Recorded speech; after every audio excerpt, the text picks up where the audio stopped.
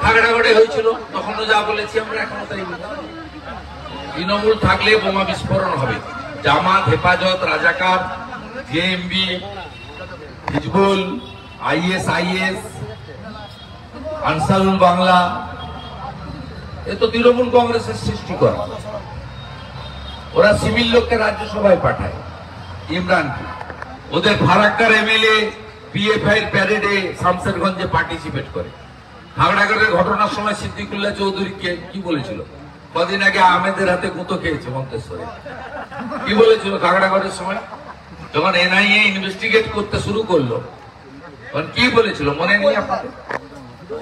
অতএব 540 কিলোমিটার বেড়া নেই, জমি দেয়নি ভারত সরকারকে, ওখান থেকে এই ধরনের লোকেরা আসছে, খাজেরি মাদ্রাসা তৈরি করছে। এবং খাজেরি মাদ্রাসা থেকে আজকে আনসারুল বাংলার শেখ সাদ ধরা পড়েছে হরিহরপাড়া, মুর্শিদাবাদ। জাভেদ মুন্সি আরডিএক্স বানায়, ধরা পড়েছে ক্যানিং এ। এই বীরভূমের সাঁইতিয়াতে 80,000 জিলোটিন স্টিক উদ্ধার হয়েছে। এটা নতুন কিছু নয়। এই সরকারের আমলে দুর্নীতি যেমন আছে, এই সরকারের আমলে জঙ্গিবাদে গোটা পশ্চিমবঙ্গ ভরে গেছে। কেউ এখানে সেফ নয়। ভারতবর্ষের কোন সুস্থ নাগরিক, সচেতন নাগরিক এই সরকারের হাতে সুস্থ নয়। তৃণমূলের জেলা সভাপতি বলছেন যে তার জঙ্গল শেখের কাছ থেকে তার জীবনে খতরা রয়েছে। জঙ্গল শেখ তাকে মার্ডার করার জন্য বোমা বাঁধাচ্ছে। এই কাটোয়ার কেস তো দীর্ঘদিন ধরে। রবি চ্যাটার্জি ভালো বলতে পারবে অঙ্কটা কি আছে।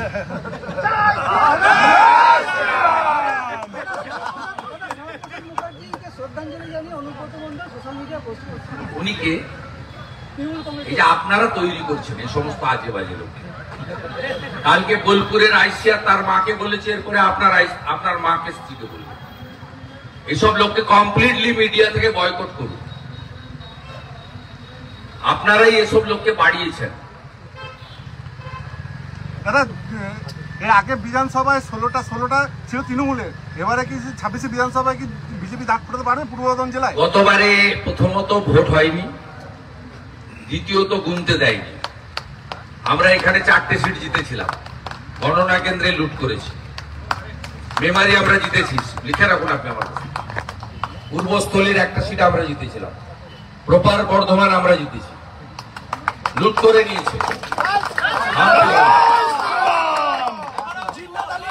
এবারে কি হবে পরে দেখা যাবে, কিন্তু গতবারে একাধিক আসনে গণনা কেন্দ্র থেকে লুট করে জিতে নিয়েছে। আমাদের লোকেদের বেলা 12টার মধ্যে মেরে বের করে দিয়েছে, তখন 10%ও কাউন্টিং হয়নি। তার জন্য আপনারা দায়ী। কোন পপুলার ইলেকট্রনিক্স চ্যানেল সকাল 10টার সময় দেখিয়েছেন টিএমসি 215টাতে এগিয়েছে। তারপরে ভিতরে যারা আছে তাদেরকে গিয়ে বলছে, তোরা যদি প্রাণ বাঁচাতে চাস এক্ষুনি ছেড়ে বেরিয়ে যা। জিন্নাত আলীর সঙ্গে বিধায়কদের ছবি আপনি পোস্ট করেছেন। ভুয়া ইডি জিন্নাত আলীর সঙ্গে দেখা গেছে একাধিক বিধায়কের ছবি। আরে থাকবেই তো, মলয় ঘটক আর খোকন দাস থাকবে না? হয় নাকি? এরা থাকবে না, চোর চিঠিবাজ ডাকাত এদের সঙ্গে থাকবে না, এটা হয়নি। কোন নদীর অস্তিত্ব আছে পূর্ব বর্ধমানে? কোন নদীর অস্তিত্ব আছে?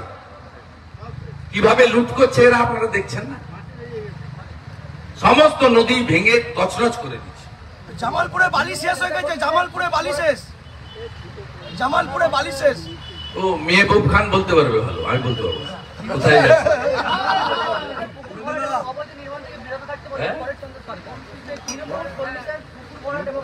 ওর কথা কে শুনবে? ওগুলো মুখ আর মুখোশ দুরকম। সব বনমালী ভাজরা অনেক বড় বড় কথা বলতো, দেখুন একসঙ্গে হাঁটে এসব মানব অধিকারী আপনার এইখানে আছে আপনার প্রণব যে ব্লক প্রেসিডেন্ট, তার মুখের ভাষা শুনেছেন? এখানে ব্লক প্রেসিডেন্ট যে আছে কোন ব্লক? বর্ধমান 2 না?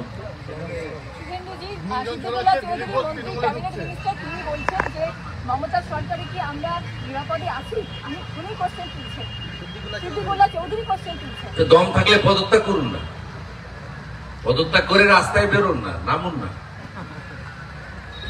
করতে হয়, সম্পূর্ণ করতে হবে।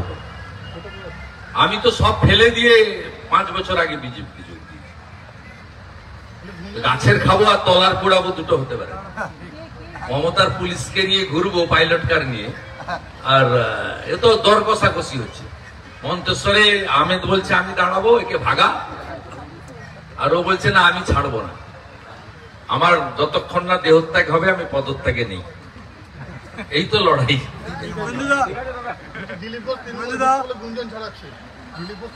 আপনি যার নাম বলেছেন উনি তার উত্তর দিয়েছেন বা দিতেও পারবেন, আমি কেন বলছিলাম আমাকে এর মধ্যে ঠোঁট জড়ানো। বর্ধমান বিশ্ববিদ্যালয়ে আর্থিক প্রতারণার গোটা ঘটনার পরিপ্রেক্ষিতে রাজ্যের এই মুহূর্তে ভয়ঙ্কর অবস্থা, আর্থিক বৃদ্ধি কেলেঙ্কারি তদন্তে প্রাক্তন ভাইস চ্যান্সেলর এফও অনেকের নাম জড়িয়ে আছে। কোন ইউনিভার্সিটি কলেজে দুর্নীতি নেই আপনি বলুন?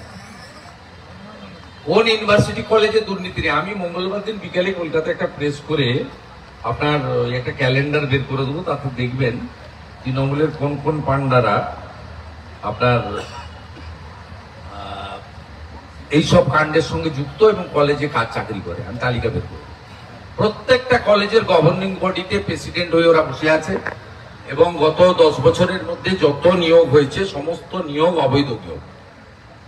নন টিচিং এ যত নিয়োগ হয়েছে সমস্ত জায়গায়। আমি একটা লাস্ট ফাইনাল কথা বলবো, এখানে আপনারা আছেন তো, গতকাল হাওড়া জেলার ডোমজুড়ে, আপনারা মিডিয়া দেখাননি কারণ পুলিশ সবার মোবাইল ফোন নিয়ে ডিলিট করিয়েছে।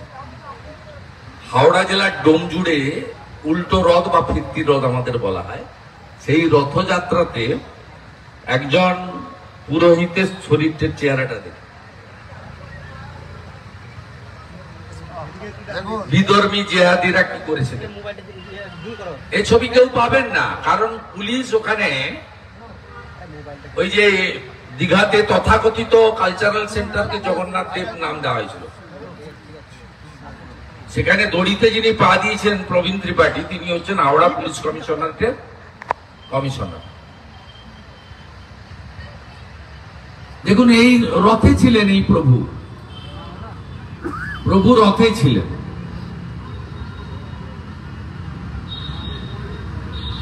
ডক্টর শ্যামাপ্রসাদ মুখার্জি বাঙালি হিন্দুদের পশ্চিমবঙ্গ দিয়ে গেছিল বাঙালি হিন্দুদের প্রত্যেকটা অকেশনে রক্ত ঝরার জন্য, প্রত্যেকটা অকেশনে।